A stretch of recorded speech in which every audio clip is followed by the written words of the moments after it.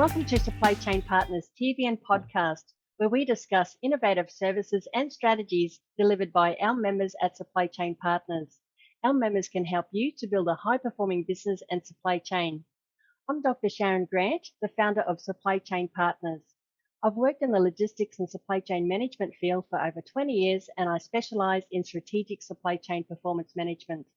Let's now introduce you to our member.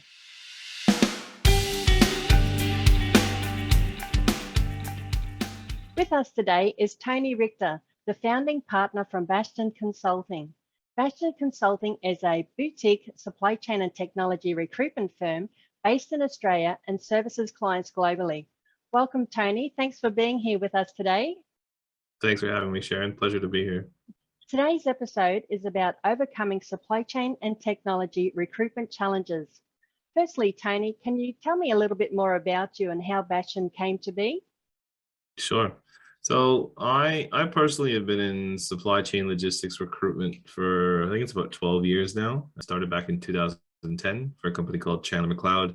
I've been either based in Sydney. I did spend about 4 years just under 4 years in Singapore. I opened an office for my previous boss. And then we just decided to come back to Australia. And then coming back, we just wanted to start our own. Essentially, I wanted to start my own business. I felt it was the right time for me in my career. And so we opened up Bastian Consulting 5 years.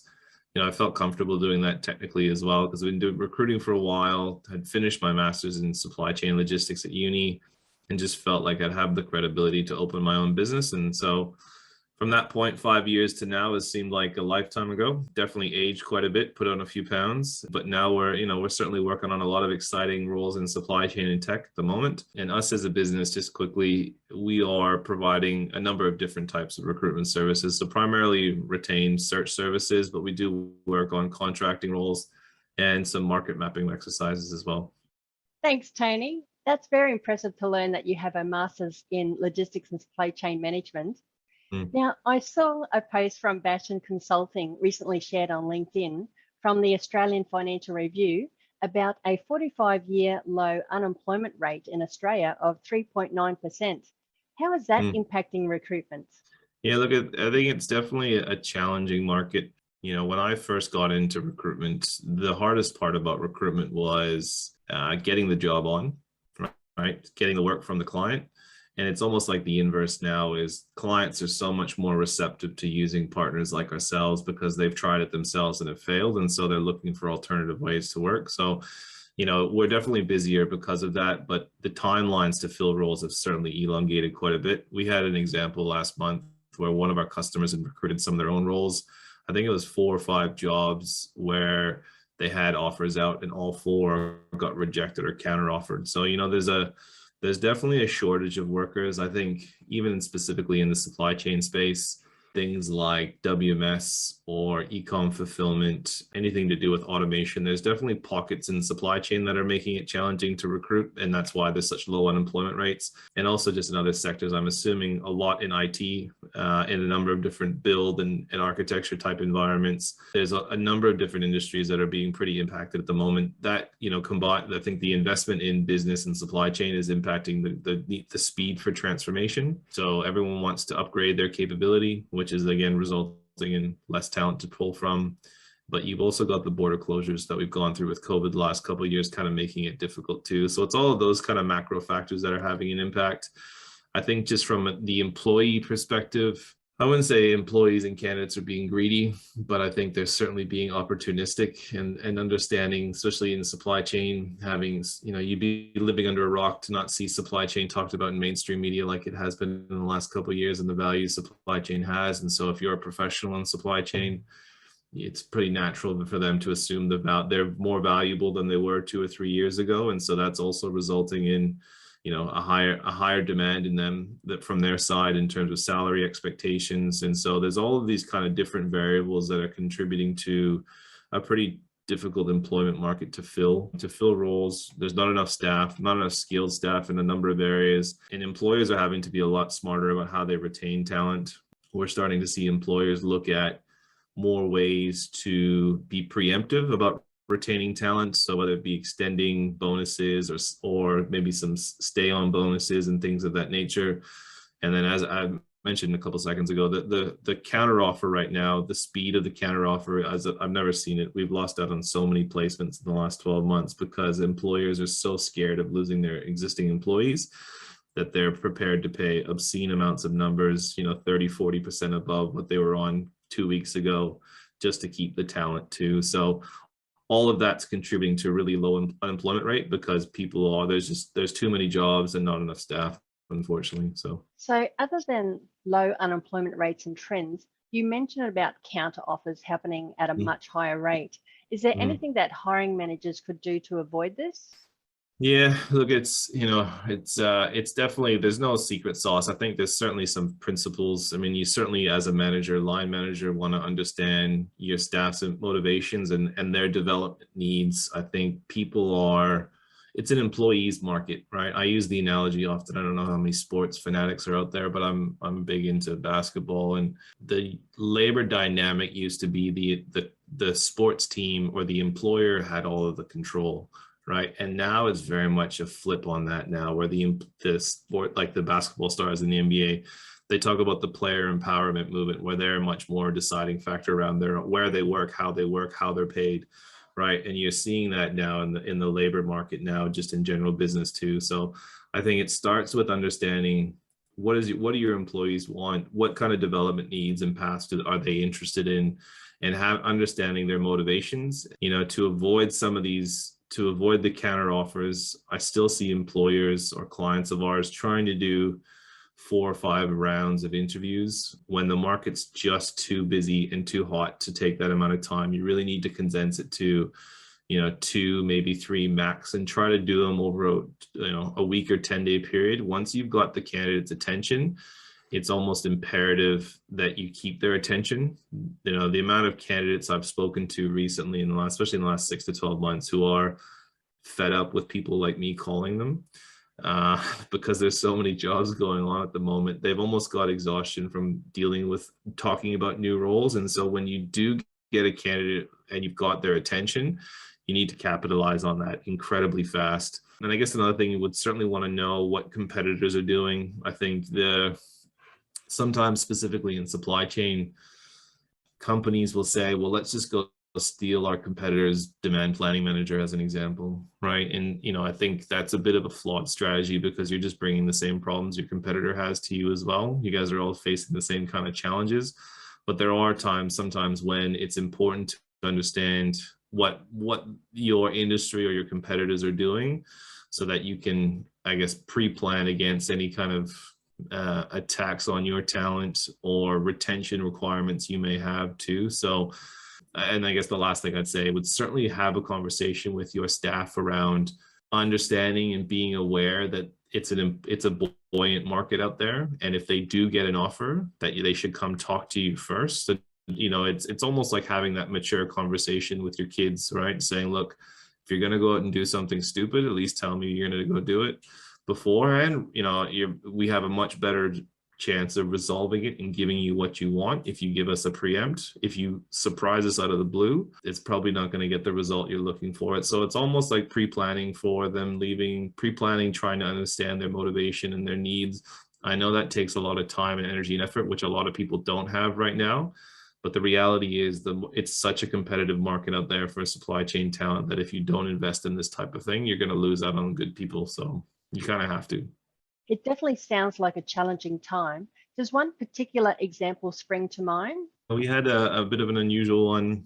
So I won't say the client's name, but it is a well-known logistics services, 3PL businesses that services a major food retailer. We had a specific role in their consulting team that it was, middle management, like 150K role, let's say. And we had essentially, over a period, I think it was 7 or 8 months, got into final offer stage for 4 candidates, I think it was. And either they were counter offered or rejected the offer. So it ended up taking us about 8 months to fill a specific role. We were fortunate that we had a good relationship with the client, and they understood the process. We have an ability to share real-time tracking data with them, so they could see the activity was there. We're not just sitting there doing nothing, but it was almost like this perfect storm of constant counter offers coming in and people rejecting the offer. And so it took a lot of effort. It took a lot of patience on the customer side to be able to handle that amount of many rejections. I think it was 4, it might have been 5 candidates, but yeah, it was a number of offers offered to candidates rejected or counter offered. And so we got into a point where it took us a long time to fill the role. Eventually we did fill the role, which is great, and that candidate's still there and he's doing a really good job. But it's an example where timelines and expectations around filling roles, like I still have hiring managers coming to me and saying, oh, I'd like this person to start at the beginning of July. And I actually had one of those this week and I started laughing. I said, oh, well, there's usually a 4-week notice period already to start with, and you're expecting us to produce CVs and you assess candidates and a 4-week notice period in 35 days. I think that's a little unrealistic. And so it goes back to kind of my earlier point around pre-planning and being a bit more strategic. I think it's the days of we're the employer everyone wants to work for us. Those are long gone. Right. You really need to, the power's with the employee now, and you kind of need to adjust how you approach the market because of it. Absolutely.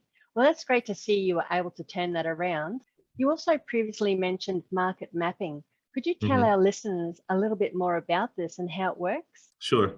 So market mapping is a service that we do provide. It's generally when, there's a couple of situations where it can be used. A client of ours wants to build a talent pipeline for future skills, future function. It could be they're opening a new business unit or a new product line, and they don't have an appreciation for the skills that are going to be needed in this role, and they don't have an internal database or an internal network to know where to find these people. Sometimes we do this type of work too. If a company is going into a new market, we not only recruit roles here in ANZ and Australia and New Zealand, but also across APAC as well. And so let's say you're an Australian business entering into Vietnam as an example. And again, I'm just making that up, but as an example, it can allow you to identify either competitors or organizations and where those skills would sit, just to give you an appreciation of where the talent is sitting, the types of skills that talent has, potentially salary information in relation to the skill level and seniority, but it helps give them a bit more of a rounded view around what that market looks like in terms of talent, the cost, the skills associated with that as well, to allow them to make a better and a more informed decision. So it really does depend on what is the outcome they're looking for. It's essentially a huge market analysis around specific key criteria that we would agree upon, and then produce a report citing the volume and what we found in terms of trends and things of that nature as well. So we actually have a number of clients who like this service, and we've done this a few times, especially the last couple of months. Excellent. So what types of clients would benefit from a market mapping process? Sure. No, look, I think I mentioned a bit earlier before certainly if you're going into a new market or new location, so entering a market confidentially or opening a new office in a new state or a new city, it could be potentially be a startup, or if you're forecasting, you're going to need a whole bunch of skills in e-com fulfillment. You're a smaller business and you've got a site in Melbourne, but you need to open 2 new DCs in Sydney and 1 in Brisbane. You have no idea what the talent market looks like. This will be over the next 6 to 12 months. Well, maybe we could do a map analysis around e-com fulfillment talent sitting in those 2 specific locations, right? So it does depend on the situation, but generally it's a new market entry. You want to map your competitors to better understand what they're doing, or it's a startup situation, I'd say. Excellent. So how does the market mapping help companies? Yeah, look, it's an ability to clarify business requirements. Certainly, we've done a couple exercises like this around building gender diversity. I think that's a big one, specifically in supply chain too. That's actually some real benefit. It can help identify the most suited candidates for the market. The research the company and structure goes through helps them understand strategies as well, maybe understanding incentives to attract top talent. What are your competitors paying? What are the incentive programs they have in place and things of that nature? So again, it kind of goes back to what is the information you're looking to achieve, or what is the benefit of doing this, having a discussion with us to help clarify that, and then allowing us to structure a bit of a research and process around how do we identify that for you and then deliver those results. And then obviously, depending on what it is, you can use that to make informed business decisions. Thanks, Tony. Your market mapping service definitely is a proactive way for your clients to prevent supply chain and technology recruitment challenges. So what would be the next steps if a client wanted to take up your market map service? They're welcome to give us a call. Our number's on our website. So our website is bconsult.io, or they can shoot us an email at contact@bconsult.io as well. So either way, give us a shout and love to help. Great. Excellent. Well, thank you very much, Tony, for joining us today from Bastian Consulting. Thanks for having me. This is great. Thanks, Sharyn. Well, that concludes today's episode on overcoming supply chain and technology recruitment challenges with Bastian Consulting. You will find all of their contact details listed below. So join us again at Supply Chain Partners TV and podcast, where we meet with experts from across Australia to discuss key business and supply chain issues, topics and trends, including logistics, supply chain management, technology, and much more. Be sure to click the subscribe button to this Supply Chain Partners channel. We look forward to you joining us again in a future episode.